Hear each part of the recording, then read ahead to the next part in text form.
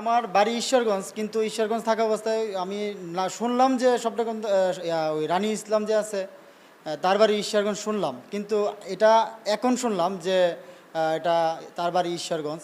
কিন্তু আমি তাকে কখনো ফেস টু ফেস দেখি নাই বা তার সাথে আমার ওরকমভাবে কোনো যোগাযোগও নাই। কিন্তু সে যে কি মামলা করছে, কার নামে মামলা করছে, শুনলাম স্বপ্না গন্ধার নামে মামলা করছে। স্বপ্না গন্ধাকরকেও আমি কখনো দেখি নাই, এখন অবধি পর্যন্ত আমার সাথে তার সাথে দেখা হয় নাই। তা আমাকে যে মামলার সাক্ষী বানানো হয়েছে, যে আমাকে অবগত না করে, প্লাস আমি এই বিষয়ে জানি না কিছু। তো সেই বিষয় হচ্ছে যে আমি ঈশ্বরগঞ্জ থানায় একটা সাধারণ ডায়েরি করেছি, যাতে আমাকে না জানিয়ে কিভাবে সাক্ষী করে, এবং আমি এই বিষয়ে কোনো ঘটনা অবগত না। তো সেই জন্য পরবর্তীতে কোনো ব্যবস্থা যদি প্রয়োজন হয়, সেই জন্য হচ্ছে যে সাধারণ একটা ডায়েরি করছি আমি থানায়। ধন্যবাদ।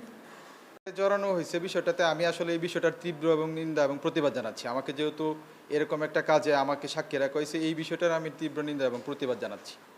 ইসলামকে তাকে আমরা আসলে ব্যক্তিগতভাবে ওইভাবে চিনি না, এবং তার সাথে কোনো পরিচয় ওইভাবে নেই, এবং তাকে সশরীরে বা আমরা সরাসরি কখনো দেখিও নি। আর এই যে মামলা, এই মামলা কে করেছে এবং এই মামলার বাদীকে বিবাদীকে, এই সম্পর্কে আমরা অবগত নই।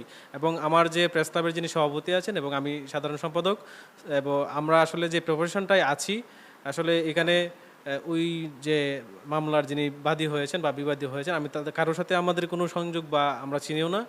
এবং এই বিষয়ে তারা যে আমাদেরকে সাক্ষী দিয়েছে আমাদেরকে না জানিয়ে, এই সম্পর্কে আমরা আসলে একটা থানায় একটা সাধারণ ডায়েরি করেছি, কারণ আমরা এটি সম্পর্কে কিছুই জানি না। এটা সম্পূর্ণ মিথ্যা, ভিত্তিহীন এবং বানোয়াট।